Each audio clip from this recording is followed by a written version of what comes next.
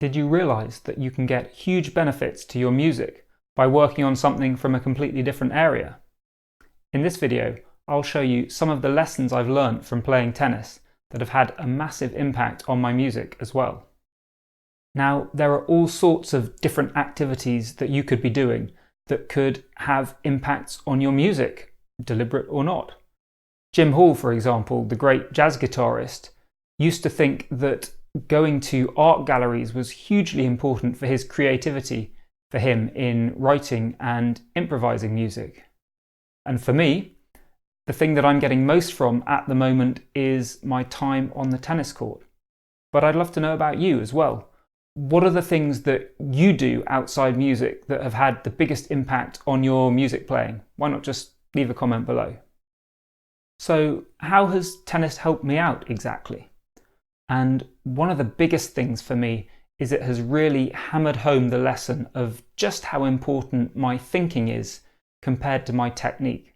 For some reason, this is a little bit harder to pin down in music, but when I'm on the tennis court, it's amazing to notice that if my mind is in the right place, if I'm just focusing really intently on the ball and what I want to do with it, and just letting everything else go, or worry about technique, or worry about whether I'm going to win the point, just going for my shots in a calm, controlled and focused way, that is when the shots come out brilliantly.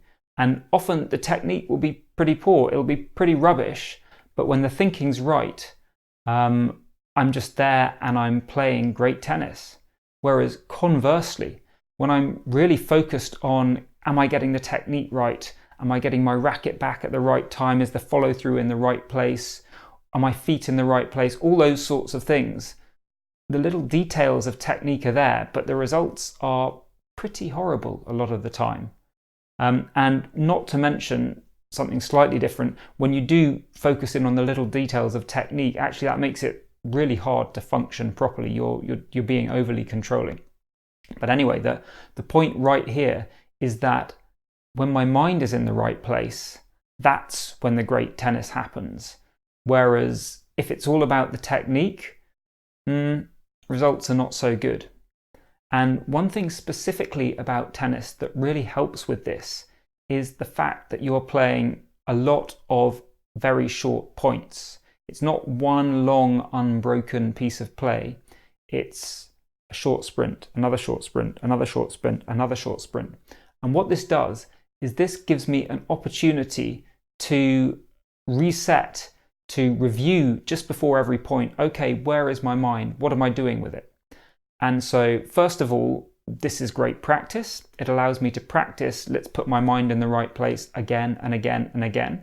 And as we know, repetition is what improves ability. But also, it allows me to check, okay, how was my mind in the last point? Can I put it in a better place this point? And that's where you can really see those results. When you notice, okay, I was distracted for the last few points, then I've been really good for a few points, and then I was distracted again, and oh look, here are the points that I won, here are the points that I lost, the points that I played well and badly. It allows me to make that connection. And as I said, it allows me to practice this. So tennis is fantastically good for that. And being able to see that the thinking was more important than the technique has, interestingly enough, actually helped me in my long-term development of technique as well. Because before I realized this, I was in a massive rush. I was thinking the only way I'm going to get better is by making massive strides forward in my technique. So I was always moving on too quickly, trying to go too far into the future, go for a change that was too big, and consequently I didn't really get anywhere. But now that I understand that actually what's going on in my mind is probably the most important part, I'm more relaxed. And this means that I'm content when I work on my technique just to go for a small improvement, and that will be fine. And the interesting thing is when I do that, when I just constantly build up small but very solid improvements slowly, it doesn't feel like I'm moving that quickly. But over time, this is actually rapid progress and much, much faster than when I was in too much of a rush to get somewhere. Another thing that tennis has really given me is a respect for the importance of being patient.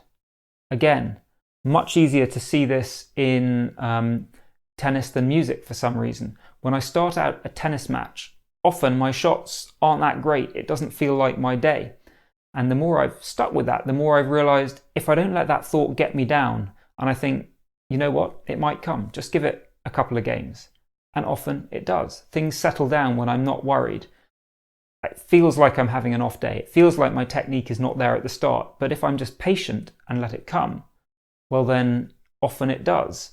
And I get to that point that I want to be, where I'm playing really well. And this is absolutely true in music as well. If things are not going right, you don't just want to immediately jump to the conclusion, oh, it's not my day, or this is terrible, or I need to change something massively to fix it. Sometimes you just need to be patient and relax and let it come. And when you're not stressed about it, often it will. And finally, tennis has been really good for helping me to accept what's in my control and what isn't.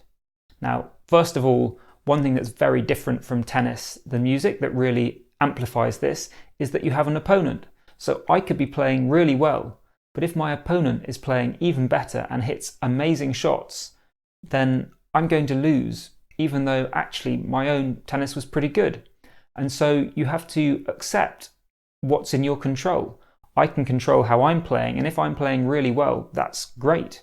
If my opponent happens to be playing even better, that's not my fault. I can't control that. I accept that and move on. And the other big one for me in tennis about control is the conditions that you're playing in. Lots of aspects of this, but the big one for me, having moved up to Scotland, to Edinburgh a few years ago, is the wind. There is frequently so much wind here, and I've had to get used to the ball just zipping from one side to the other across the court during a rally. Or an even bigger one for me is you're about to serve, you toss the ball up and it moves across to the side up in the air. And at first this was really disconcerting. I would be there thinking, oh, this is so unfair. You know, this is making it so much harder. But you've got to realize, and I did realize, actually, this is just the way the conditions are. I can't control it. Just let it be like that and play the best that I can in them. Because when I get upset, when I wish that conditions were different, it doesn't change them. It doesn't stop how well the other player's playing. It doesn't stop the wind from blowing. But it does affect how well I play. It takes my mind off things. I make stupid choices and I play really badly. When I accept it, okay, I've still got to deal with those conditions. I've still got to deal with that player who's hitting amazing shots at me. I've still got to deal with the fact that the ball's moving around, but I do it much better. So focusing on what I can control, the things that I do myself, is hugely important to play tennis well, and absolutely the same for music. A little bit harder to see sometimes, but there are all these environmental aspects. There are all those things that you can't control going on around you, and you just have to accept them and focus on what you can do to play your best regardless of that.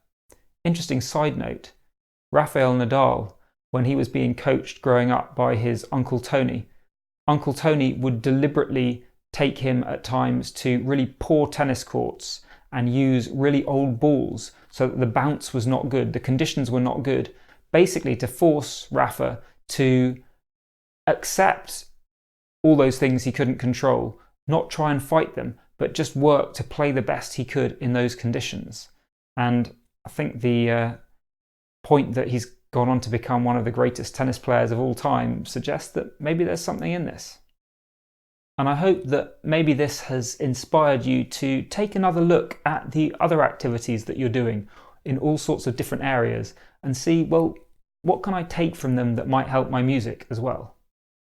If you'd like to learn more about dealing with imperfect conditions, then you should check out my video on handling stressful environments next. And if you'd like to develop more of the skills and attitudes that I've covered here, then you should check out my free ebook, Unshakable Foundations, which shows you how to develop the 9 key mindsets that the best performers all share. I'll put a link to it in the description below. I've been Morley-Fletcher. Thanks so much for watching. Please click below to subscribe if you haven't done so already. And while you're down there, why not hit the share button to pass this on to other musicians? Take care, and I'll see you in the next video.